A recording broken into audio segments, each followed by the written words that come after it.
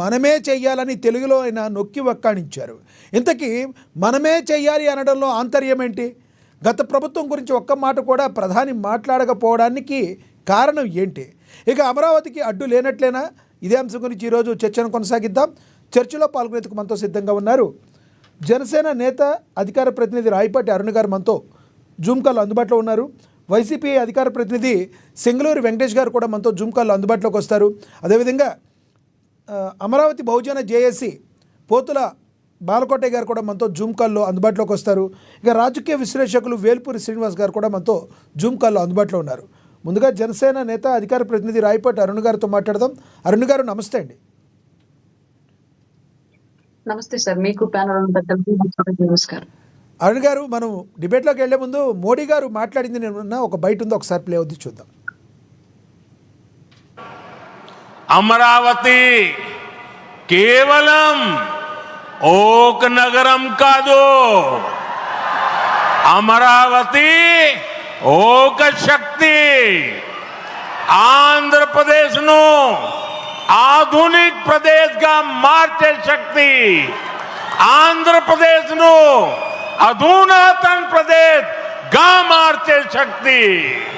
మిత్రుల ఎన్టీఆర్ గారు ने विकसित आंध्र प्रदेश का सपना देखा था.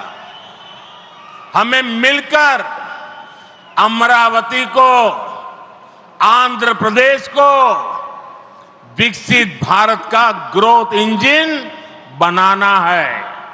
हमें एनटीआर गारू का सपना पूरा करना है. चंद्रबाबू गारू, ब्रदर पवन कल्याण, ఇది మనము చెయ్యాలి. ఇది రైట్ అరుణ్ గారు, ఇది మనము చెయ్యాలి, ఇది మనమే చెయ్యాలి అని చెప్పడంలో ప్రధానమంత్రి మోడీ గారి యొక్క ఉద్దేశం ఏంటంటారు? ఇదే ఇప్పుడు చర్చ నడుస్తుంది, ఏమంటారు మీరు? సార్, గత 5 ఏళ్ల పాటు జరిగినట్టు రాజకీయ పరిణామాలన్నీ మనం చూసే ఉన్నాము.